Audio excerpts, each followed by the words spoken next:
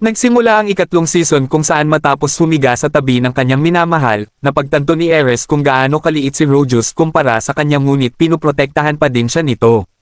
Pakiramdam niya ay hindi siya karapat-dapat para sa kanya, kaya nag-iwan siya ng mensahe at pinutol ang kanyang buhok.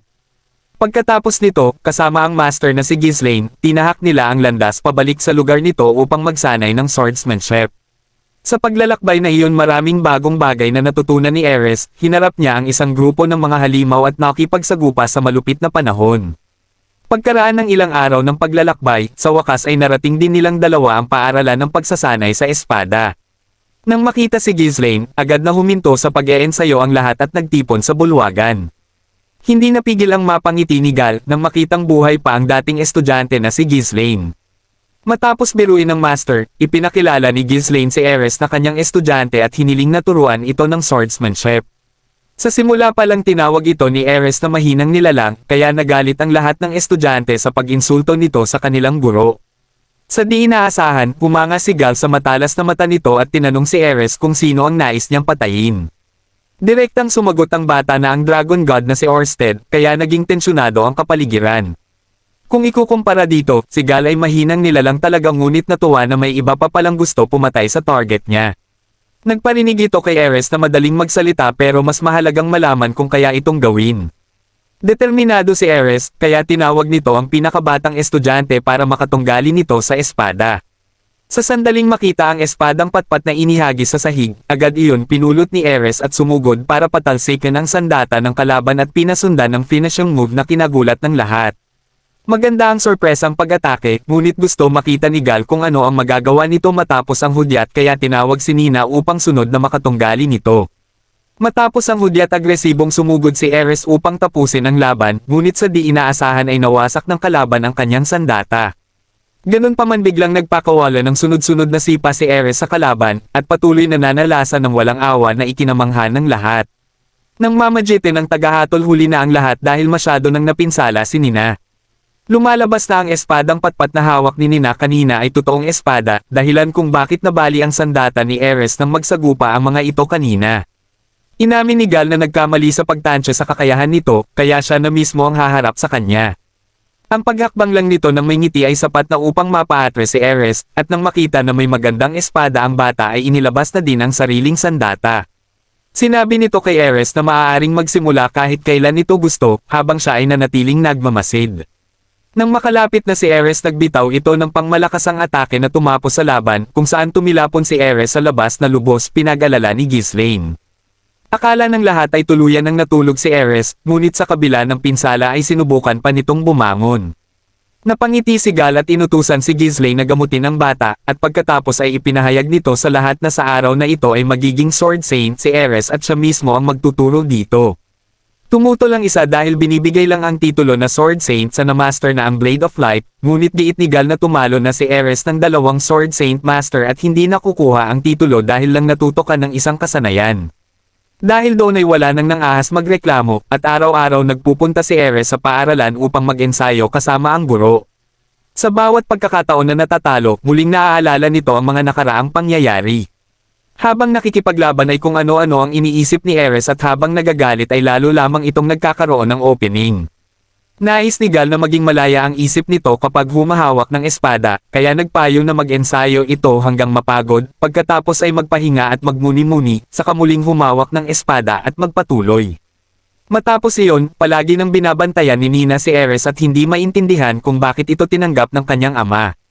Tinuyan nito si Ares na mas magaling sa paggamit ng kamay kaysa sa paggamit ng espada, habang hindi nagpakita ng sama ng loob ang batang lalaki at sa halip ay nais makipag-ensayo kay Ares upang lumakas din.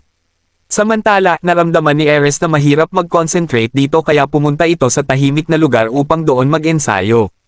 Ang tamang paghawak sa espada ay mas mahirap pala kesa sa iniisip niya kaya araw-araw siyang nagsanay sa pagwas-iwas nito. Kinalaunan, nagsimula siyang mag-isip kung paano mas magiging mahusay sa espada, ngunit kahit na umunlad siya ng kaunti ay hindi iyon sapat upang maabot ang antas ng isang sword god. Matyaga itong nag-ensayo hanggang sa magbalat na ang mga kamay, at bagamat masakit ay nagpatuloy ang dalaga sa pag-ensayo para kay Rogus. Minsan ay sinubukan din nitong mag-meditate ngunit hindi makapag-focus, subalit ipinagpatuloy lang nito ang pag-e-ensayo hanggang sa makuha ang respeto ng mga kasama. Nagpatuloy ang pagsasanay ni Ares na umabot ng 10 taon, ngunit hindi pa din nito magawang kumalma kapag naaalala si Orsted at bastang winawasiwas ang sandata. Isang gabi habang pauwi sa paaralan, inabutan nito ang isang nagpakilalang North Emperor na kanyang pinapaalis subalit nagpatuloy naman ito sa pakikipag-usap. Ikinagalit ito ni Ares, habang nang makita ng North Emperor ang mukha nito ay inilabas na din ang espada at ipinaliwanag na ipinatawag siya ni Gal.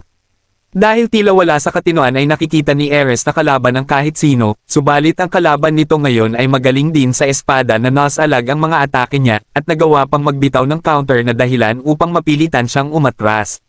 Nagawang matapakan ng North Emperor ang espada nito at itinapon iyon sa malayo, subalit sumugod pa din si Ares kaya hinampas ito ng flat ng espada, ngunit sa halip umatras ay nag-counter ng suntok ang dalaga na ikinagulat ng Ginoo, hanggang sa sipain nito ang dalaga kung nasaan ang sandata nito.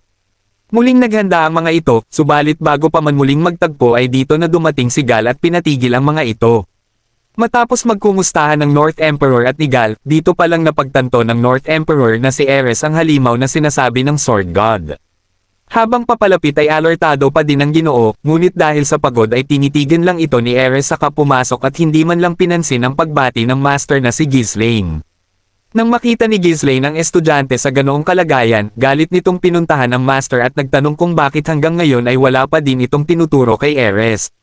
Nagkaroon ng mga ito ng mainit na palitan hanggang sa napatanong si Gal kung kailan pa ito naging bungangera, sinagot naman nito na mula pa lang nang bumalik siya. Tinutukan na ito ni Gal ng espada at sinabing mukhang nagkulang sa pagtuturo dito, noon ay para itong gutom na tigre ngunit ngayon ay isa na lang itong maamong pusa. Ipinaliwanag nito na ang kalaban ni Ares ay ang Dragon God Orsted, at anumang ituro niya kay Ares ay hindi nito ito matatalo. Ipinaliwanag nito na hindi lang siya ang dapat magturo dito, at saka itinuro ang North Emperor na nagpakilala bilang si Ober Corbett na pinakiusapan nitong magturo kay Ares. Hindi maintindihan ni Ghislaine kung paano makatutulong ang mga tricks nito sa pag-unlad ni Ares, kaya ipinaliwanag ni Gal na lahat ng sword art ay alam ng Dragon God at alam din nito kung paano i-counter ang mga yon. Kung hindi matututo si Ares sa paggamit ng mga ito ay hindi siya mananalo. Nang marinig na inimbitahan na din ang Water Sword God, wala nang alinlangan si Ghislaine at tinanggap ang North Emperor. Pagkaraan ng ilang sandali, dumating si Ares sa paaralan upang muling makipaglaban sa North Emperor. Agresibong sumugod si Ares ngunit nasalag lang ng North Emperor ang atake nito na sinabayan ng pagpatid, kaya napilitan dumipensa ang dalaga nang biglang bunutin ng Ginoo ang ikatlong sandata at hampasin ito ng sobrang lakas. Sa kabila ng pinsala nais ni Ares na lumakas para maging karapat dapat kay Rogus, at nang mapatanong ang North Emperor kung sino tong Rogus ay sinabing ito ang mage at siya ang warrior, at sinabing si Rogus ay talagang napakagaling. Bigla nitong nilunsad ang secret art at sa isang mabilis na pag-usad ay nagawa nitong wasakin ang sandata ng North Emperor. Iyon na nga ang ataking Blade of Light na perpektong nagawa ng dalaga, at siya namang nagpapagulat sa lahat ng nakakita noon at maging sa dalaga. Ikinatuwa iyon ng North Emperor kaya muling nagpatuloy ang matinding pag-ensayo ng mga ito. Isang araw, nagsimula ng mag-isip ang mga dalaga tungkol sa pag-ibig ngunit liban na lang kay Nina na focus lang sa kompetisyon kay Ares. Ganun pa man, tila lumaki na ang agwat nila kaya tinuya na lang nito si Ares na hindi makakahanap ng kasintahan, at manatiling birhen na lamang kasama ang kanyang espada. Natutuwang sumagot si Ares na hindi na siya birhen dahil isinuko na kay Rogus ang bataan. Ipinagmamalaki nito ang journey kasama ang kasintahan at kung paanong nagawa ni Rogus na mapinsala ang Dragon God. Ayaw maniwala ni Nina pagkat sobrang lakas ng Dragon God, subalit na natiling totoo si Ares sa salita at sinabing kailangan pang maging malakas. Nang marinig ito ni Nina, nainis siya at inisip na ang lalaking Rogus na iyon ay pantasya lang ni Ares. Agad itong pumunta sa bayan upang magtanong-tanong at nalamang sikat pala si Rogus sa mundo ng mga adventurer. Nagkwento ang mga ito kung paano pinabagsak ng mage ang isang pulang dragon, ngunit hindi ito matanggap ni Nina kaya sa halip ay inutusan ang tagasunod na mag-imbestiga pa kay Rogus. Sa kabila nito, narinig niya sa tagasunod ang mga patunay ng kadakilaan ni Rogus at ang pagiging mentor nito kay Ares.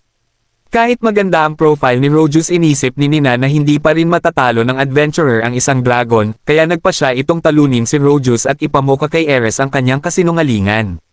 Agad itong pumunta sa Magic City para hanapin ang lalaki, ngunit pagdating doon ay medyo nabigla dahil ang mga mage ay Brasco. Nagkataon na may isang tao ang naghahanap din kay Rojus para hamanin ito, kaya sumabay na siya sa paglalakad. Matapos makita ang pinagmamayabang na kasintahan ni Ares na asal magtataho, naisip ng dalaga na kapugian lang ang meron ito pero walang bitaw. Iniisip nitong kayang wasakin ang dakilang mage ngunit laking gulat nang tapusin nito ang warrior sa isang atake lang kahit pa sa malapitang distansya. Sa halip sumuko, nagpatuloy ito para hanapin si Rojus. Ang sitwasyon sa labas ay maraming mandirigma ang pumunta para makaharap si Rojus at kailangan ng dalaga na pumila at maghintay ng kanyang sandali. Saktong dumating ang Demon King at dahil sa haba ng pila ay hinamon nito lahat at sinabing kung mananalo ang mga ito ay ibibigay ang hero title. Nang marinig ito, ang buong grupo ay agad na sumugod para talunin ang mayabang na Demon King kung saan sumali na din si Nina sa laban. Pagkagising nito matapos ma-KO nakita niya nakaharap na ni Rojus ang Demon King at sa isang pag-atake lang ay tinalo nito ang halimaw. Dito pa lang napagtanto ng dalaga na hindi nagsisinungaling si Ares kaya matapos ng araw na iyon ay bumaba ang kanyang moral at nawala ng pag-asa. Pagkabalik, nakita nitong patuloy pa rin si Ares sa pagwasiwas ng espada sa kabila ng napakalamig na panahon. Maya-maya, lumapit ito at sumabay sa pag-eensayo kasama ang karibal at bagamat di maintindihan ni Ares ay pinayagan ito. Pagkaraan ng ilang araw, dumating ang Water God sa dojo ayon sa kahilingan ng Sword God at nagtanong kung sino ang dapat niyang turuan at ano ang ituturo dito. Nang lumitaw si Ares, naging alerto ito at ang kasamang estudyante na nagtangkang kumilos ngunit pinigilan nito. Lumalabas na magkakilala na sina Nina at ang Water God kaya madaling nakapag-usap ang mga ito. Tinanong ng matanda ang dalaga kung Sword King na, itinanggi nito na sinabing marami pang dapat matutuhan at bagamat siya ang pinakamabilis ay hindi ang pinakamalakas. Ang matanda ang magsisilbing bagong master ni Ares, subalit gaya sa dati ay hindi nagpakita ng galang ang dalaga at di paluluhod kung di sinabihan ni Nina. Sinabi ng matanda na hindi angkop ang pagiging agresibo nito sa Water God style ngunit sinabi ni Gal na alam na yun at nang sabihin ng matanda kung gustong ipapatay dito ay itinanggi nito at binunyag na ang Dragon God ang target ni Ares. Biglang nakumbinsi ang matanda nang marinig iyon, subalit sinabi nito na hindi magtuturo sa walang bitaw kaya subukan muna nito ang estudyante. Nagpakilala naman ang dalaga bilang si Isolde na may rank na Water King, at matapos magpakilala ng dalawa ay trineshtalk nito na hindi matatalo sa mga pipitsugan. Sa pagsisimula ng tunggalian madali nitong nasalag ang mga atake ni Ares, at nang bumwelo ang dalaga para ipatama ang Blade of Light ay napari nito, at sinundan ng isang paghampas na tuluyang tumalo kay Ares. Ganun pa man, nang ito na ang magtapat at si Nina ay madali ding napabagsak matapos ang flashy move ng dalaga. Nagulat si Gal habang hindi nagustuhan ng Water God ang resulta, hanggang sa magkasundo ang mga ito na pagsabayin magsanay ang tatlo. Sa umaga ay mag-aaral sila sa kanilang master at sa hapon ay magkakasama silang tatlo na mag-eensayo. Paglipas ng mga araw muling natalo ni Isolde si Ares sa parehong paraan, ngunit wala din itong laban kay Nina, habang talo si Nina kay Ares. Sa huli, nagkasundo ang mga ito na pag-usapan ang style at tulungan ng isa't isa na umunlad. Bilang panimula, sinabi ni Isolde na masyadong ramdam ang killing intent ni Ares, isang bagay na madaling maramdaman ng water style practitioner kaya madali itong ma-counter. Nang tanungin nito si Nina kung bakit madali siyang natatalo, sinabi ng dalaga na umaasa lang sa bilis kaya wala ng dahilan para takutin ito gaya kay Ares. Samantala, sinabi ni Ares na minamanipula nito ang galaw ni Nina kung kaya naman nagagamit iyong advantage para talunin ito. Kaya hindi yun gumagana kay Isolde ay dahil tinuruan na ng stillness upang di madiktahan ng kalaban sa gagawing atake. Pinayuhan ni Isolde si Ares na alisin ang intensyong pumatay, samantala ito at si Nina ay clueless kung paano uunlad ang swordsmanship.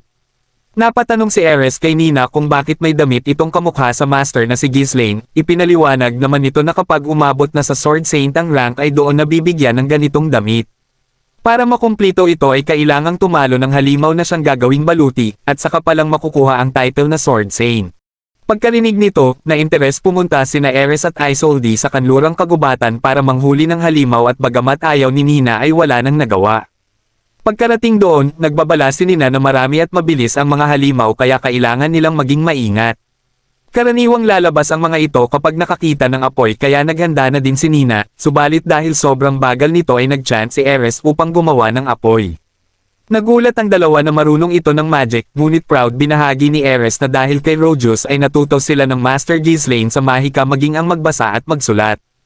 Ipinagmamalaki nito na nakipag-usap din si Rojo sa isang beast clan, nang walang ano-ano ay dumagsa ang mga halimaw at mapalibutan sila sa lahat ng direksyon. Imbes matakot mabilis na sumugod si Ares at pinagtatagpas ang mga ito sa swabbing mga galawan, at maya-maya lang ay sumali na din sina Nina na nagpamalas ng galawan ng isang sword master, habang parang sumasayaw si Isolde habang nakikipaglaban. Habang ang mga halimaw ay galit na nagtipon sa isang lugar, walang pag-aalinlangang sumugod si Ares para tapusin silang lahat sa isang bagsakan lang. Habang pauwi, natutuwa ang Water King dahil ito ang unang beses makipaglaban kasama ang mga babae na singgaling niya, subalit sa isang tabi ay masungit pa din si Ares. Pagkabalik, natutuwa sina Isolde at Nina na umunlad ang kanilang kakayahan at nagpaalam sa isa't isa, ngunit walang paki si Ares at umalis. Biglang hinarang ito ni Nina, at nagpayo na kung gusto nitong mawala ang killing intent ay alagaan nito ang sarili sa anumang paraan. Dagdag pa nito na isipin ng dalaga ang lalaking mahal, pagkat sa tuwing binabanggit nito si Rojo ay nawawala ang pagiging mabangis. Bago umalis, sinabihan ni Nina si Ares na kung lagi itong mabaho ay iiwanan ni Rojo. Nang amuyin ng dalaga ay amoy ang hitsa, ngunit napangiti dahil noong magkasama sila ni Rudeyes ay ito ang naglalaba. Pagkaraan ng ilang araw, muling nagtapat sina Ares at Isolde at mapapansin na mabango at malinis na si Ares. Nagsukatan muna ang dalawa sa kilos ng isa't isa, ngunit sa pagngiti ni Ares ay nagulat si Isolde, kung saan madali ding sinamantala iyon ni Ares para tapusin ito sa isang atake lang. Labis na natuwa si Ares dahil naramdaman ang paglakas, habang natuwa din ang North Emperor at Water God sa pag-unlad ng mga estudyante. Ganoon din ang pakiramdam ni Ghislaine at Gal, at habang sabik na si Ares na labanan si Nina ay ipinagpabukas na ng dalaga. Ayon sa napagkasunduan ay kailangan nilang pag-aralan ang naging tunggalian matapos ang laban, at sa pagkakataon na ito ay ganado ng maligo si Ares para hindi iwanan ng kanyang Rojo dahil mabaho.